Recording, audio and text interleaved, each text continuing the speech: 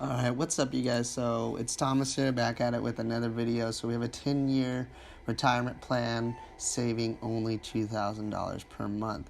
Now for retirement, I put down a need of retirement. So you retire for a year, you're going to need $50,000 to take care of your needs. If you want to retire for 10 years, you're going to need $500,000. You're going to want to retire for 20 years, you need $1 million. You want to retire for 30 years, you need $1.5 million. You want to retire for 40 years, you need $2 million.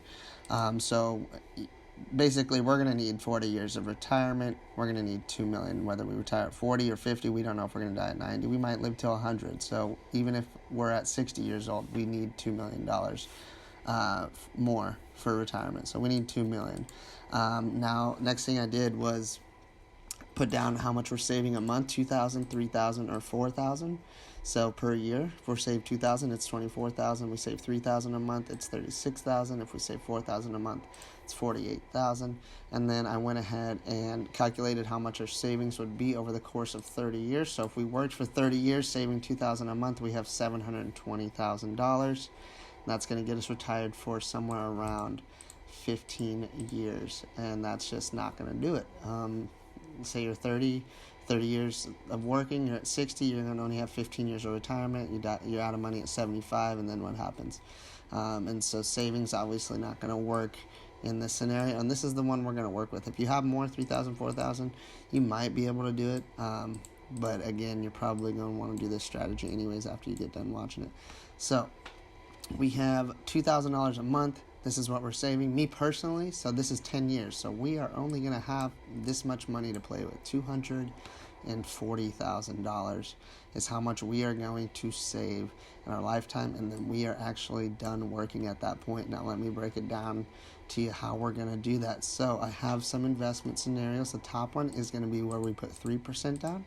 Then the next one's going to be where we put 20% down, and then I put all the numbers for that scenario. So in this case, we're going to do a $200,000 home. That's what everything's going to be, and then I'm going to show you guys how we calculate our cash flow for this investment property. So we put 3% down versus 20% down, so we require $6,000 or $40,000. Then we have closing costs. We're going to run 3% on this example, $6,000. And then your total upfront cost is going to be 46 or 12. Your loan amount after that's 194, 160. You have a 4% interest rate. Your monthly mortgage for a 30-year is $920. So we're going to do we're basically, the way we're retiring is off of cash flow for our multiple properties. So we're going to just pay the 30-year mortgage, and that's $921 versus $763. And then you have private mortgage insurance for $83. You do not have it if you put 20% down. Then the next one's your homeowner's insurance, about 0.5%, $83. On average, guys, 1% property tax, $166 a month, $166 a month. Your total monthly cost for 15 is $1,254.74 or $1,013.86. Then after that, we're going to set aside $100 for water and sewage, $30 for garbage. Property management fees, the next one, so 10% of your rent on this property is going to be $2,200, so that's going to be $220. $220 is what you're paying to the property manager, or you can cash flow that and just keep that money yourself if you're managing it. Then you're going to set aside 5% for repairs, vacancy, and other expenses, so 5% for each one. That's going to be $105 for each one. These are the same whether you put 20% down or you put 3% down, and then you have your total monthly cost of $1974 if you put 3% down, or $1678.86 if you put 20% down. Now I know I'm going a little quick, so if you need to rewind and watch it again and play it back, definitely do that, but you should be able to stick along. And then you have your rental income. I actually did $2,300, so we're going to run $2,300 in this example. We could do 22, but we just do 23 because I actually haven't looked at this Excel spreadsheet in a while. I forgot where it was at.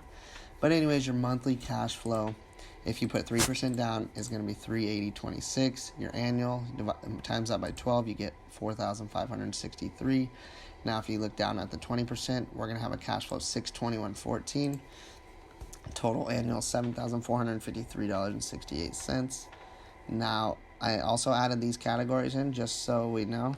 So we saved for the expenses, which is the repairs, vacancy, and other expenses, 5% for each one. 105 times 3 is 315.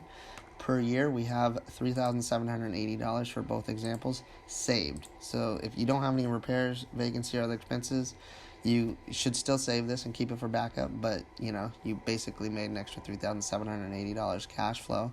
And so say you didn't have any repairs, vacancy, other expenses, your cash flow would be $8,343. And then if you put 20% down, it's $11,000. So you go from $7,453 to $11,000. If you have no repairs, vacancy, other expenses, everything goes good for the year, which is good. $10,000 in a year, $8,000 in a year, that's good. I mean, at least $4,000, $7,000, even accounting for repairs, vacancy, expenses, that's good too. Then you have your return on investment with just your cash flow. So we only put 3% down. That's why the return on investment is going to be so high.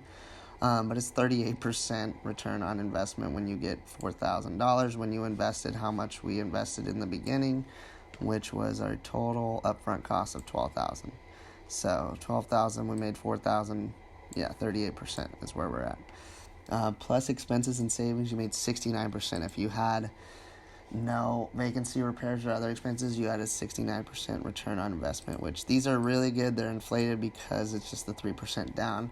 It's also not accounting for the fact that you have to live in the property for a year, and so you do have more costs than just that original $12,000. So you have the $12,000, but you also have to live in it for a year. So that's another $2,200 a month, or whatever your mortgage payment would be.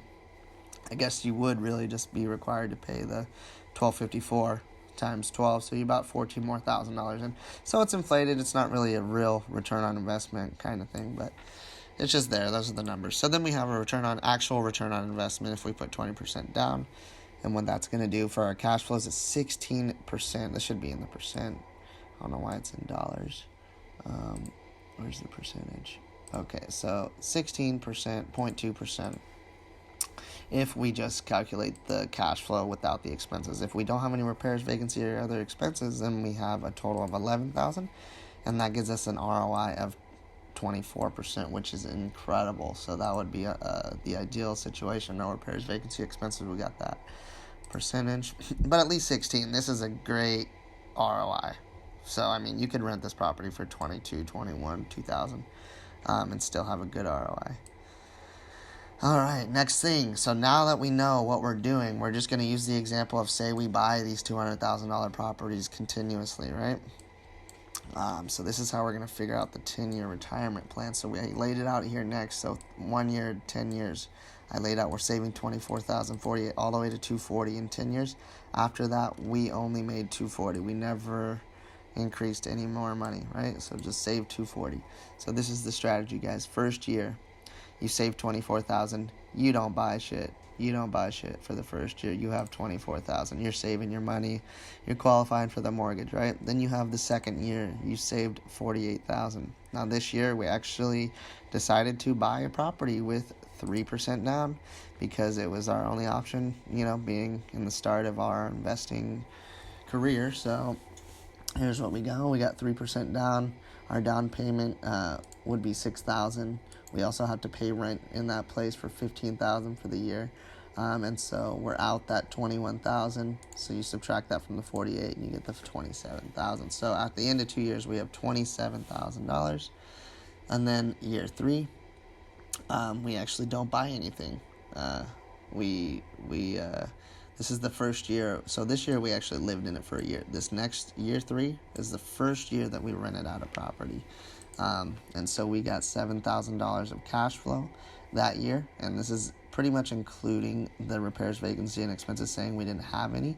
So this would be the ideal situation. It could be less, but $7,000 is what we brought in that year, plus saving another $24,000. So we still have to subtract the 21. But anyways, we ended up at $58,000. At the end of the third year, we have $58,000 saved. We brought in our first cash flow, first rental property, but you can see we're actually keeping the $7,000 throughout the whole thing. So we'll have $7,000 a year forever until 30 years goes by and we pay off the property, unless we do it sooner. But we're just going to count, and then it's a lot more cash flow. But we're just going to count only the $7,000, right? Then you have 4 years, right? Instead of $96,000, we spent our money though, and we put a $40,000 down payment. We are cash flowing the $7,000 again, but then we bought another property with that 40% down. So we put 20% down, or $40,000 down. We put 20% down, and that gave us a cash flow of $10,000. So our total cash flow that year is going to be $17,000, and then so you add this $17,000 of income minus all your expenses, you end up with $59,000 at the end of the year. So you have $59,000 compared to $96,000. So it looks like you're losing right now, but you're starting to build yourself a retirement income, right? So you made $17,000 a year just off your property, right? And then the next year, year 5. So you can see actually what's going to happen is we're going to start buying properties every year at this point, and we're going to only put 20% down for all of them. And then what's going to happen is we're going to continue to add 10,000, 10,000, 10,000 more of cash flow for each property we buy. We're getting an extra $10,000 of cash flow. So it goes from 17, we made 17, 27, 37, 47, 57. And you can see it just continues to go because we buy a property every single year. Now what's going to happen with all these numbers? 91,000 rather than 144,000. But we have how many properties? 144,000. We got 4 properties with 91,000 in the bank compared to 144,000 with no properties. But we also have this equity. This is still our money. It's just inside of our properties, right? So we are already up. It just doesn't look like it as far as our bank account goes. And then the next year we made 47,000. We still saved again another 24, but we had the $40,000 expense, and so we went up 122. And then we cash flowed again 47, 57. So you can see what's happening. And then you see where's it at? Year 9. We would have $216,000, no properties. But instead, we have $214,000 in the bank. So we're only down $2,000. But you can see we have 40. We have $246,000 of equity inside our properties just in the down payment. So we basically have double our net worth, not including the principal pay down for all these years. We've been paying off the principal for our mortgage, so we have more equity in that. But not to confuse everybody, we have $214,000 with how many properties? 1, 2, 3, 4, 5, 6, 7 properties. And then in our 10th year, we're going to buy our 9th property. We cash flow 7 from that first property again, and then we're going to add our 70 from our next 7 properties. So we made $77,000 of cash flow in our 10th year. Our bank account's looking at $275. So that is what our bank account looks like when we are retired. And I know some of you are like, whoa, $275, that's scary. But the main thing is we built a system that makes us $77,000 a year no matter what. If we stop buying properties right now, we're making $77,000 a year for at least the next 20 years. And then at that point, the properties start to be paid off and we start to make more than $77,000 a year. But what we did with the $77,000 is rather than just sitting on it and not buying any more properties, we have an income that can sustain buying more properties. So we have our retirement. So another thing we're taking into consider now is we have our retirement expenses of $50,000, and then we have $40,000 down. We put $40,000 down. So we're down $90,000 every year. We made 7, we made 80, so we made 87. So we actually lost $3,000 that year, but we built up a $10 more thousand for our rental income that's going to keep coming in. And then we retired a year again, bought another property, boom, we're at 97. So now we're starting to make money again. We're at 279. We put another down payment, or we paid for retirement, $50,000 a year, another down payment. We have 107. So at this point, we're making $107,000 a year. Our bank account's looking at 296. We bought another one, 117, 127, 137. So you can see the money starts to continuously add up, and you're done. Your properties, the numbers figured it out for you. You just had to start and do this first 10 years, and then this 77 will start to snowball, and you'll end up, 30 years from now making $300,000 a year, and your net worth is, so in 30 years we had $2,000 a month, right? So rather than $720, we got $2,115,000 dollars, And that's not all, because here's the next part. This is our principal pay down for each house.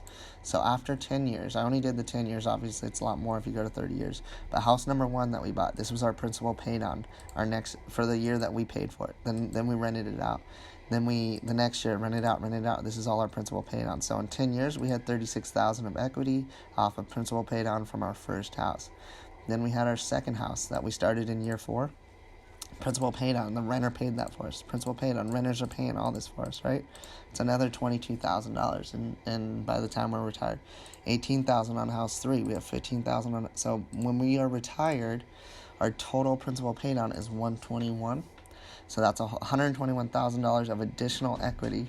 Then our down payment is $286,000. We have that in our down payment equity. So our total equity is $407,926.49. So you have that on top of. After 10 years, you have $407,926 worth of equity, plus, where were we at? No, it went too far. $275,000 in the bank. So 407 plus your 275, that's going to be a lot more than your, where's it at? In 10 years, we would have 240. So your net worth is going to be $700,000 versus $240 in 10 years, and then you're going to be done. So that's it. I hope this video helped you guys. Like, subscribe, comment. Let me know if you have any questions. I'll get back to you guys, and thanks for watching this video.